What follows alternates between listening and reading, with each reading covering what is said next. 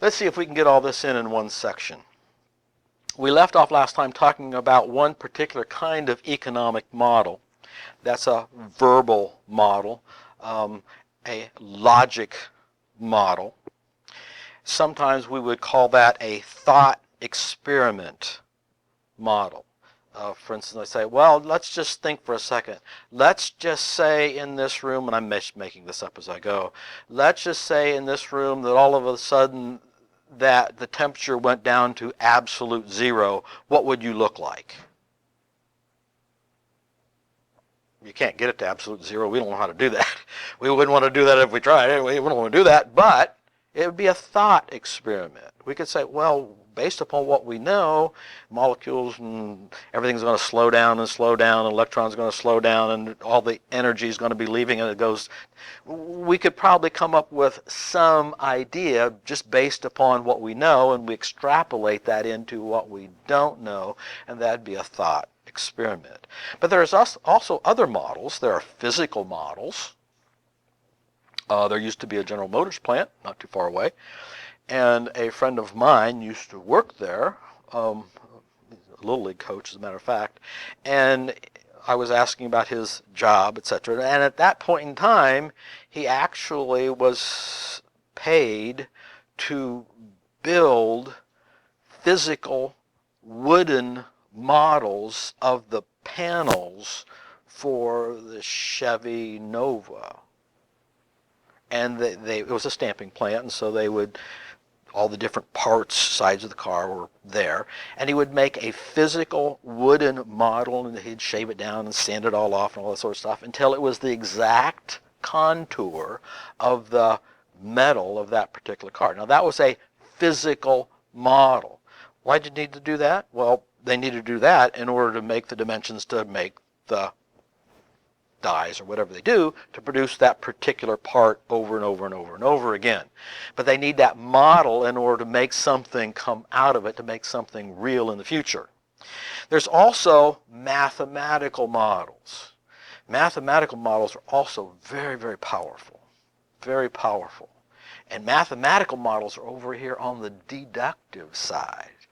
2 plus 2 equals 4. There's not a whole lot more information you could add or subtract that's going to change that, because we're in the world of abstractions to begin with concepts like 2 and 4 and plus or minus or divide or exponential and all those sorts of things. So those are the kinds of models that we will use, and historically macroeconomics, especially at the higher academic levels, have focused upon building mathematical models of the economy. So the Keynesian flavor of macroeconomics has tended to go with building math models of the macroeconomy. I'm going to be contrasting that with the thought experiment kind of logical model or verbal statement model, and building a view of the macroeconomy and an individual, based on individual activities as well, of the economy as a whole. So let's move on from models, because we're still at that point of, well, which model helps us get the best picture of what's actually going on in the world. And why do we use models?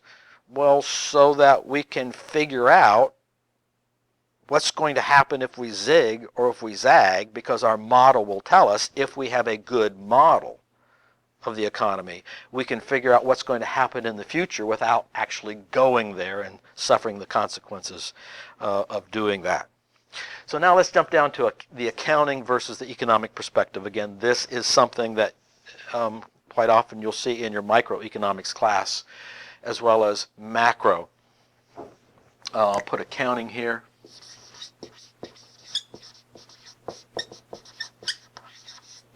And economic here. Because both the accountant and the economist are going to be talking about costs and making decisions based upon cost. And the first way that they are different, I'm going to contrast these two categories of people. They're both very important. We need the work of both of them. But accountants and accounting is fixated on the past. Everything that they deal with and everything that they want to deal with inside the arena of what they do, it all has to do with the past. In contrast, an economic perspective calls the past by a name sunk cost. It's over. It's done. Quit fussing about it. Don't worry about it. There's nothing you can do about it. The only important thing now is about the future. So the economist doesn't want to say the past is totally unimportant because it tells you where you are. Okay, I've just driven 50 miles. Oh, okay, then that you're this far down the road. You need to know where you are in order to know if you've got enough gasoline to get home again. It's important to know where you are. But now that you've used up that gasoline, don't sit there and say, oh, I've used up my gasoline, What am I? Don't quit wringing your hand. You got to figure out what are my options in the future. So the economic view is fixated on the future occupationally, where the accountant is occupied with the past. All accounting statements are based upon data that can be found in the past. Okay? Now, the other way I'm going to contrast these is with the concept of value. On the accounting side, the only thing that is valuable is something that is objective. Objective. Though that's the value that we're trying to account for. Usually it's the number of dollars. Whereas for the economist, we're not so much interested in value in an objective sense as value in a subjective sense. My favorite example is, especially today with sweatshirts and sweaters and hoodies and all that sort of stuff, it's kind of cool in here for this time of year, at least. It's kind of cool, don't you think? So if I said, I think it's kind of cold in here, is that an objective or subjective statement? You don't want to know because the camera's running. You don't want to say because the camera's running, but they don't know who you are because they're not seeing your face. I'm saying it. If I'm cold, I am the subject, and if I'm cold, I'm cold. Now, you might not be cold. I think it's cold in here. Is that objective or subjective? Subjective, because I'm thinking that I'm cold. You might be thinking that you're warm. But if I said it's 68 degrees in here, objective or subjective statement? Now that one's objective because the frame of reference is not me. The frame of reference is some object outside of me, like that thermometer over there, that says the temperature. So that would be an objective statement. And accountants are interested in an objective statement. Did they sign the contract or not? Did you get this much revenue or not? Did you spend that much money or not? They want to know some objective thing that happened in the past. That's not what concerns the primary concern of the economist.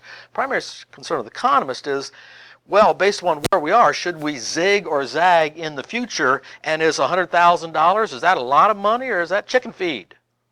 It might be a lot of money or it could be chicken feed depending upon the circumstances of where we want to go. The last way I'll contrast that is in terms of numbers. So we contrast in terms of time horizon, in terms of value, and now we'll contrast the two in terms of numbers. The way the accountant wants to use numbers is in the form of a cardinal numeral. You know, numbers are used in a cardinal way if you can add them, subtract them, multiply them, and divide them. Well, how else could you use numbers? That's kind of all of it, isn't it? No, numbers can be used in an ordinal way as well. When we use number, it's in an ordinal context, We're not adding, subtracting, multiplying, and dividing. We are ranking. So if you got a telephone call, would you take this survey for these new windows that you put in your house? We want some consumer feedback. On a scale from 1 to 10, how would you rank the company's service? With 10 being outstanding, above your expectations, and 0 being the worst scum on the earth. I wish I'd never met this company. So where would you rank them? And you could put a 10 or a 5 or a 9 or a 2 or a 0 on there. Now, when we use numbers in that way, we can't do this. We're simply saying that a 5 is better than a 2, a 6 is better than a 5, and a 10 is better than a 9. We can't say that two people who have, yeah, it's average. Next person says it's average, and you add them together. You got 1 5. Another person said 5. We're doing outstanding because you put the two people together, and now you got a 10. You can't say that, right? It doesn't add up to something bigger than it is. In that way, we're using numbers in an ordinal way or a ranking way. All ranking is subjective. Ordinal ways of using numbers is objective. 2 plus 2 equals 4 on a base 10 system. But if I say that sweater, that $40 is a good price for that sweater. Was $40 a lot or is it a little? Well, the answer to that question is, depends upon who's thinking about making the purchase. From an accounting point of view, no, that's what the retail, it cost us this much. We add the 25% markup, whatever it is, and that objectively is the cost of it, and that's what it's worth. It's worth whatever's on that price tag there. A person who's willing to make that purchase in the where? In the future, is saying, well, it might be worth it, might not be worth it. So I'm trying to contrast these ways of using numbers, these contrasts of looking at time, and these contrasting these ways of looking at value. So you get some background of how the accounting profession and the economic profession are different but complement one another. They're different, but they complement one another. We economists need the accountants because we need to get a good fix on where we are. What is our net worth? What's our profit and loss? Those sorts of things. How much did we spend? What was our revenues? All that. But once we have that, we use that information to do our economic work. Let me go to the next topic, and that is TANSTAAFL.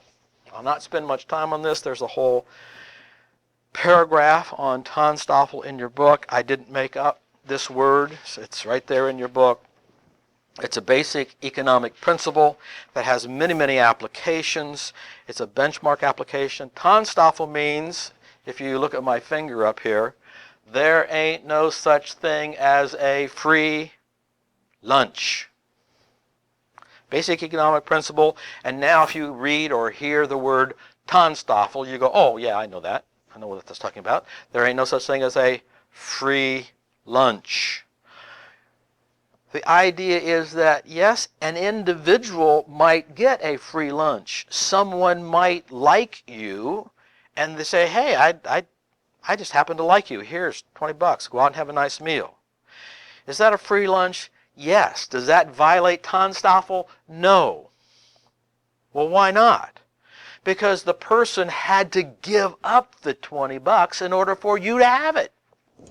In other words, it might have not have cost that person anything for that free lunch, but it cost somebody something for that free lunch because of the economic principle of TANSTAAFL. TANSTAAFL. Now let's go to the last thing in this particular segment. Are we okay? Everybody up to speed? And that's called the economic decision-making rule. Anybody find that in their text about what page that's on? Just so we've got a point of reference. It's in the book there somewhere, called the economic decision rule. You going to make me look it up? 8, you think?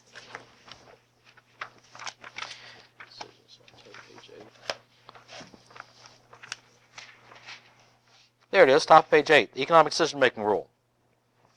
If the marginal benefits of doing something exceed the marginal cost, do it. If the marginal cost of doing something exceed the marginal benefits, don't do it. So the first thing we have to know before we can really do this economic decision-making rule is what in the world is marginality? What do we mean when we talk about marginal cost and marginal benefit? Marginality has to do with time. Let me back up for a second and just try to paint the scenario for marginality, because many economists say that we all make our economic decisions on the margin.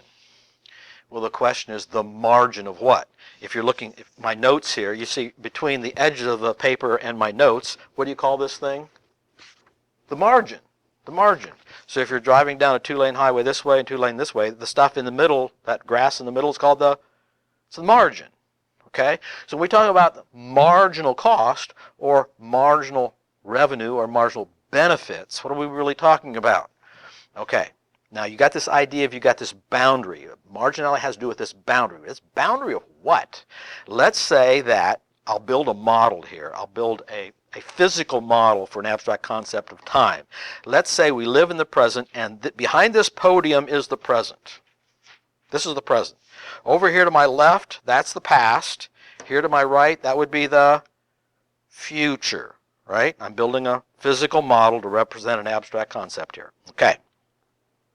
So when economists say that we are making our decisions of marginal cost and marginal benefit on the margin, they're talking about that boundary line between the present and the future. When we talk about marginal cost, it's cost that we haven't incurred yet because it's in the future, and we're just about ready to pay that cost.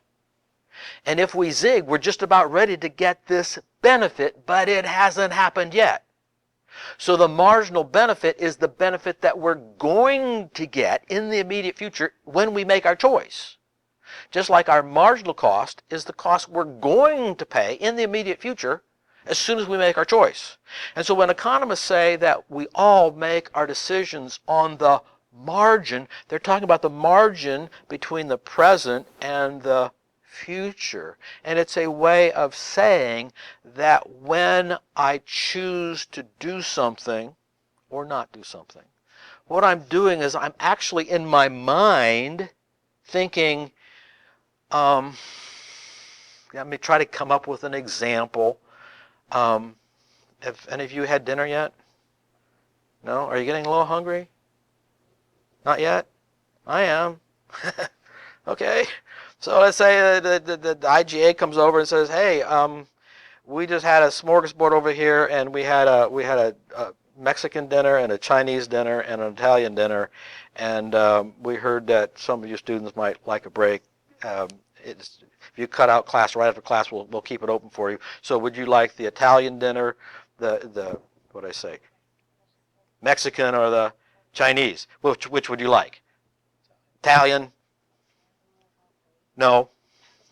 She wants all three. No, Italian, Chinese. This is just a test, this market sampling to see what y'all really like. What would you pick? Mexican. Okay. So the class is over. You go over there, and they didn't write it down, right? They just wanted to know about how many we're going to have. So you get there, and this person right here says, I really wanted Mexican, but that Chinese looks awfully good, so I think I'll go to the Chinese. But the Italian looks pretty good too, and so I think I'll take the back to Mexican. What's going on? What's so hard about this decision?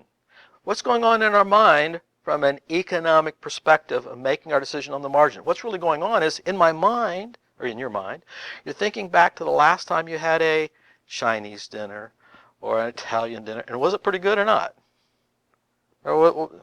And you think, if it was pretty good, I want to do it again. If it was not so good, not so. So in our mind, we're thinking, what is going to be the marginal benefit if I pick A or B or C? And in our mind, we pick what we think will be the highest benefit.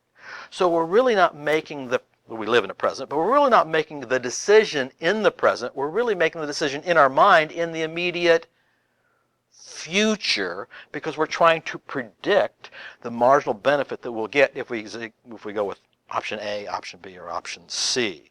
So we're talking about marginal cost. We're talking about the cost that hasn't happened yet.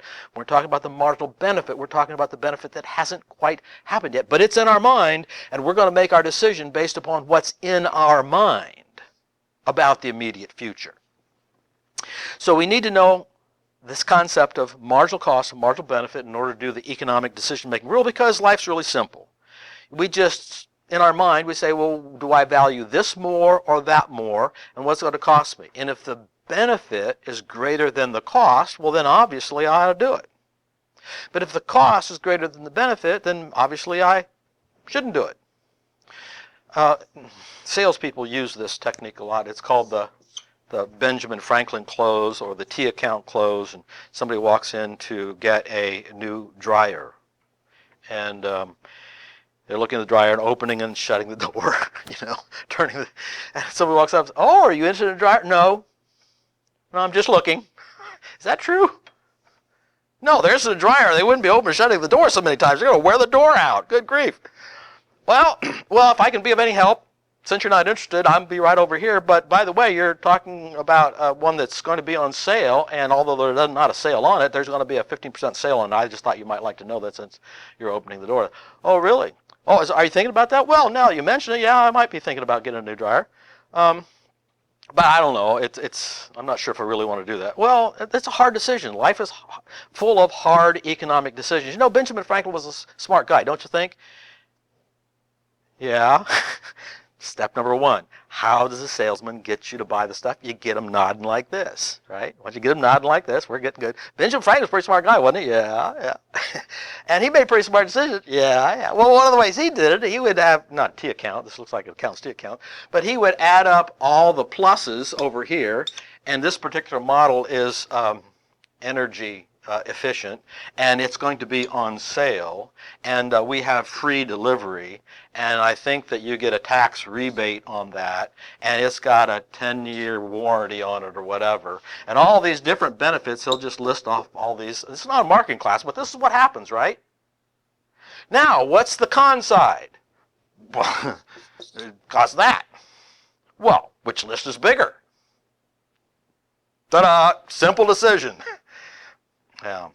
I'm just trying to make an application here. I just made that up on the fly, so maybe that's not a good idea. But the concept here is that we're trying, what the salesman really trying to do is trying to help you make a good economic decision if they're good at it, and so they want to draw this particular thing out.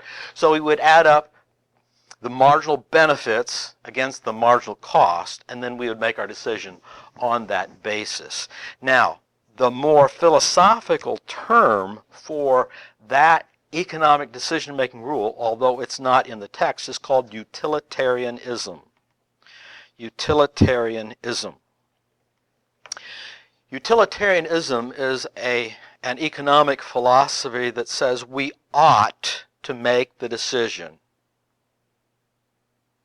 that brings the greatest good to the greatest number. Now, when we're talking about macroeconomics, we're talking about not an individual decision to buy this washer or not, or this dryer or not, but we're talking about, should the community pave more roads, or should we fill potholes more often, or should we raise the taxes or lower the taxes or have rebates? And some people are going to be happy with that decision, and some people are not going to be happy with that decision.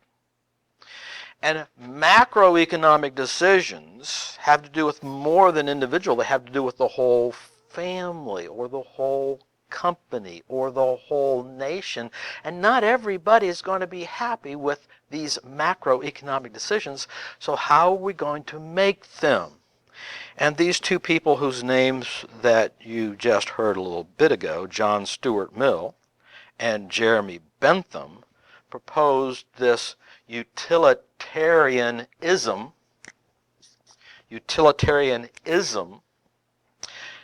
as a basis for what we're calling macroeconomic decision making. That we can't please all the people all the time, said Captain Penny, but we ought to make that decision that creates the greatest good for the greatest number. That's what we ought to do. Now you can see that this is an application of what we're calling in the text the economic decision-making rule. If the marginal benefits of all these people being happy outweigh the marginal cost of a few people being upset, well then obviously we ought to do it because it's the greatest good for the greatest number. Now I'm bringing up utilitarianism because virtually 90 to 100% of all macroeconomic policy decisions are based upon a utilitarian ethical philosophy. 90 to 100%, I'm tempted to say 100% because I can't find very many exceptions to the rule, but I'm sure there are some exceptions. So I'll say close to 100% of all macroeconomic policy decisions are based upon a utilitarian, what we're calling economic decision-making rule, ethic. And again, the major writers and proponents of this particular view were John Stuart Mill and Jeremy Bentham. Now before we close out this section of the lecture, and I'm going to draw a line here somewhere, close, right here, I want to show you what I will call the subjectivity problem with this way of making macroeconomic decisions. And I might even give you an illustration of it too. If I was to have a show of hands, very many people want to get an A in this class? You can nod at me, one or two, okay? Would you feel very bad if you got an F in this class? I mean, you spent the money and you came here and you did pretty bad with that. So if I was to apply the utilitarian ethic to this class, I would be happy. You might not believe this, but I really would be happy that you all got A's in this class. Most students don't believe that, but I really do believe that. You might not agree with me, but I really do believe that. So if you all got A's, even the small number that are here, if you all got A's, I think that the dean, maybe the vice president of academic affairs, says, how did you get that many top-notch students all in one class? You know the statistical odds of that many just absolute superb students all in one class? Doesn't that sound a little fishy? Would you just give them all A's? Oh no, I'd never do that. They earned every bit of it. They know their stuff. They all got A's? Eyebrows might go up. So in order to bring the average down, I'll just make a rule that everybody in this class is going to get an A except for those people with glasses. Now I propose that we vote on it. Good old democracy, right? Let's vote on it. Don't you think that's a good idea?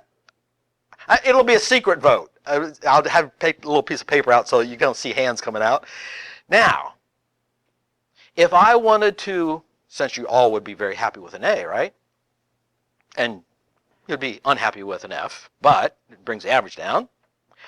Would that be a way of giving the greatest good to the greatest number?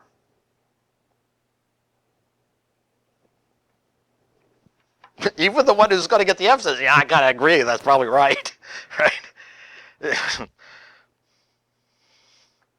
You guys didn't like that illustration. I'll try another one. You didn't like that one? He's laughing at me. Okay, I'll try another one. Let's pretend that I've got a black box here. This is a black box. And everybody has two handles. You get two handles. And I got a little dial here. Okay? I got a little dial here. Now, when I turn this dial on, and you're hanging on to this, you get the most pleasurable sensation that you could possibly imagine. And it just, you don't have to say what it is. It just goes on and on and on. Better than drugs.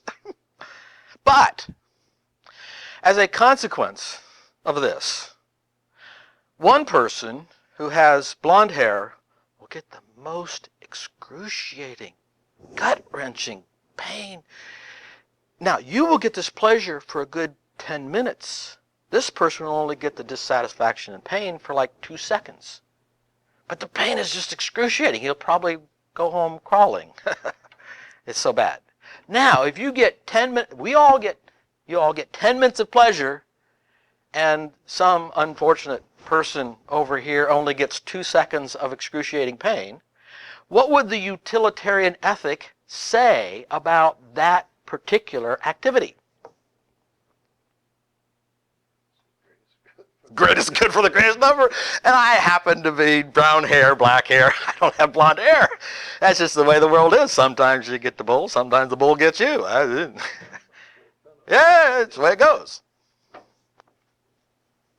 Now, how comfortable are you with the utilitarian rule? Now remember, I'm telling you that the vast majority of all macroeconomic decisions are based upon what? Utilitarianism. That somebody's going to get the short end of the stick. That's just life. Get over it. It's too bad. It's a shame. I cry for them, but greatest good for the greatest number. I'm planting seeds in your mind that utilitarianism might not be all that ethical.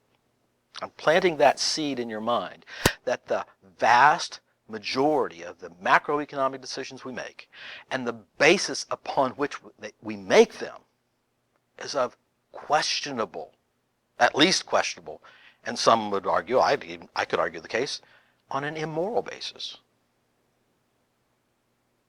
Now this is very common. This is common. I could bring up one illustration I think I might use as an economic case study, is the vaccination issue.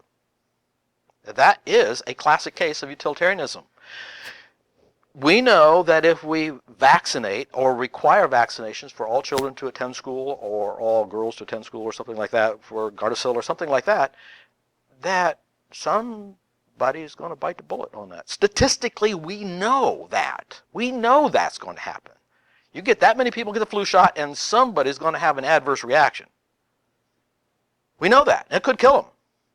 But we make that decision and we pass that law. Did you catch me? Law, thou shalt, on the basis of what? The greatest good for the greatest number, knowing that somebody's going to have to bite the bullet and you just throw the dice and hope it's not you.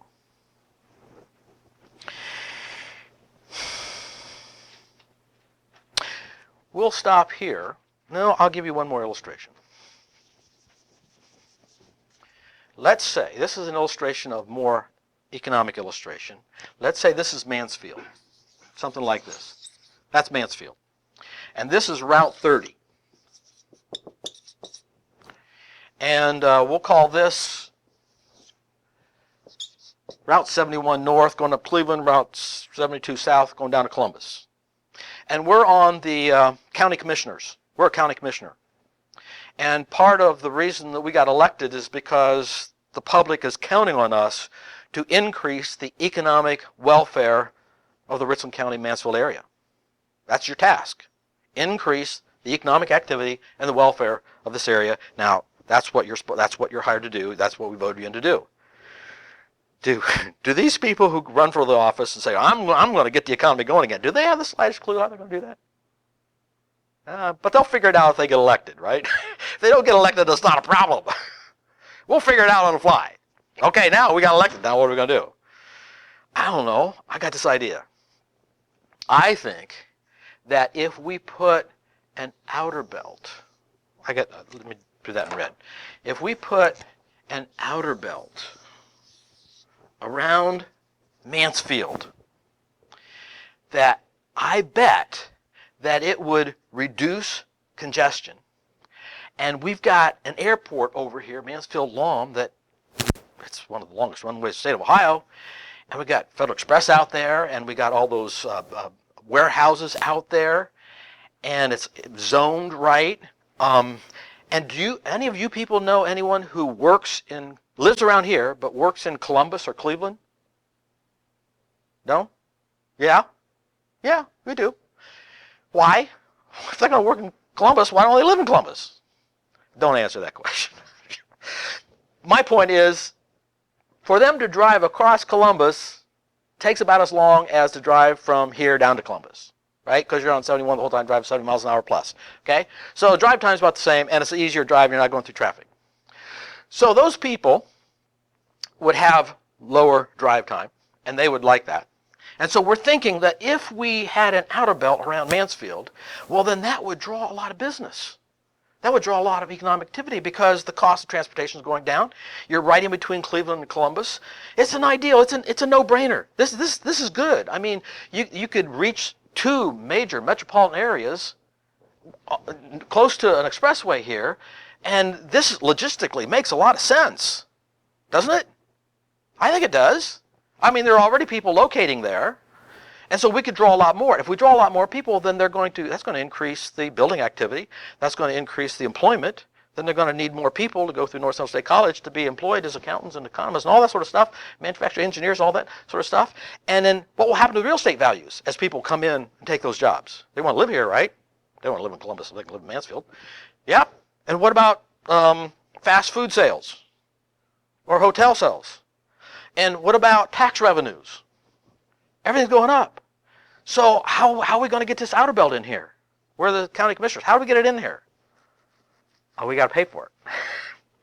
Well, how much is it going to cost? I don't know, but we could probably go to that cocosing place. They do a lot of that, right? So do you think they could come up with a pretty good estimate of what it's going to cost to put that thing in? I bet they could. I bet they're awfully good at it. I bet they get down to plus or minus a couple $1,000s. They're that good at it. Okay, so we know the cost of it, but wait a minute, we got to buy the land. What's the land worth? It all depends. Over here it might be worth a lot. Over here it might not, it's farmland or something, not but worth very much. And, well, we got to figure out some price. So let's just throw a good hefty number in there, and we come up with that number, and we say, okay, here's what it's going to cost for put it in, here's the cost for the land, and that's the marginal cost. The cost that hasn't happened yet, because we haven't, it's all planning stage. And now we compare the marginal cost with the marginal benefit, right? And if the marginal benefit outweighs the marginal cost, our economic decision-making rule says that we should do it. That's what you're there for. That's why you're on the county commission. You should do it. The marginal benefit outweighs the marginal cost. Okay. Now there's only one problem. Where are we going to get the money? Well, what does everybody else do, including the U.S. government, when they want to do something they don't have the money? What's that? Hey, yeah, raise taxes. Yeah, raise taxes. So how are we going to get them to vote themselves for more taxes? It happens all the time, you know. I mean, they got these little stickers in the ground. Vote yes for this bill. Vote yes for this bill. You got to be a dirty rotten scoundrel if you don't want to vote for this, or you don't care about students, or you don't care about mental health, or you don't care about roads, or you really don't care unless you vote yes for more taxes. So we got to have taxes, but how are we going to get people to want to tax themselves more? Well, we got to show them how it's going to be good for them. Well, how would this be good for them? We'll call this a self-liquidating loan. A loan that pays off itself. That's getting better.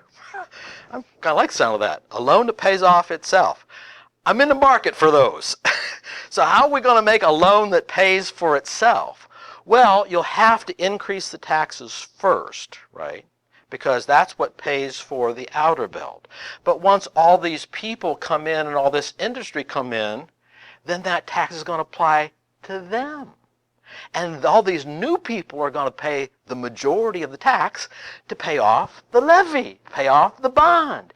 And you're going to get higher real estate values. You're going to get more people to come into your business. The whole economic structure of Mansfield and Richland County is going to go up. A rising tide lifts all boats, as John Fitzgerald Kennedy said. Was that JFK?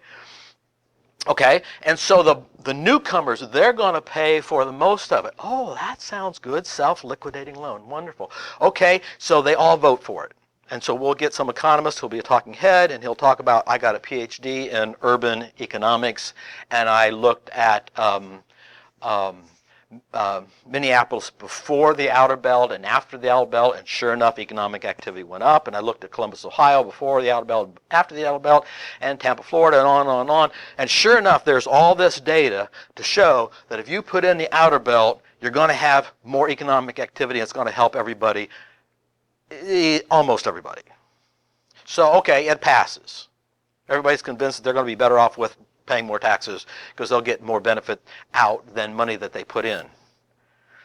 Okay, now, so they start buying up this property right along this thought here. And this piece of property right here happened to be owned by a retired schools teacher, a spinster lady, and she taught in the inner city her whole life, and what her dream was is to go out here and to get a place in the country so when she opens up the doors or the windows in the morning, she just hears the birds and bees and the flowers opening and the trees, and his life is just wonderful. And right behind her, she's right here, now we're going to put an outer belt, in which you're going to have big trucks and cars and carbon monoxide and all that sort of stuff. Is she a happy camper? No, her dream just went out the window, literally. What about this guy right here? I'll call that guy Mr. McGillicuddy, because I used Mrs. McGillicuddy earlier, right? This is McGillicuddy. He's out here. And he's reading the paper, and they're going to put an out of bell. That's okay. It's fine. He's retired. He's in his probably 80s, something like that, living on a family farm. He's been there, back there since the Civil War. And he gets this letter in the mail and says, "Dear sir, we have some good news for you. You are going to get a premium for your property that is higher than the average cost of all the sales of property around you. You're going to be making more money than everybody else who sold their property over the last 2 years." I don't want to sell. Where's that waste bin again? Poosh. Gets another letter. "Dear sir, we'd like you to fill out the paperwork so that we can give you a check for your property that you will be selling, because the outer belt's going to be going right through your barn and we'll have to get rid of your house too." What? Ain't nobody going through my barn. I was born here. My daddy was born here. My great-daddy was born here. My great-great-grandma was born here. They're buried right back there. And this is my home. Nobody take my home. "Dear sir, the bulldozers will be showing up in a week." Bulldozers? Going to tear down my barn? Where's Bessie? Get me Bessie here. Nobody going to tear down my barn. No, sir, now you better not do that. You walk outside that with a blunderbuss like that, and there's people who will think that you might be a terrorist or something. Gulp. That's why we have the SWAT people in the black ninja suits and all that sort of stuff. Does this sort of thing happen? It's called eminent domain, because they don't want to sell. So I'm sorry, you're one of the people that have to pay a bit of a price for the greater good. Now, some of these stories don't turn out very well, because, I don't know, if you got a armored tank, I mean, why have an armored tank if you can't use it once in a while, right? And let's say that wiser police heads prevail. So rather than take the hostage rescue FBI sniper attack when he walks out there with his blunderbuss, we do the Andy Griffin approach with no gun.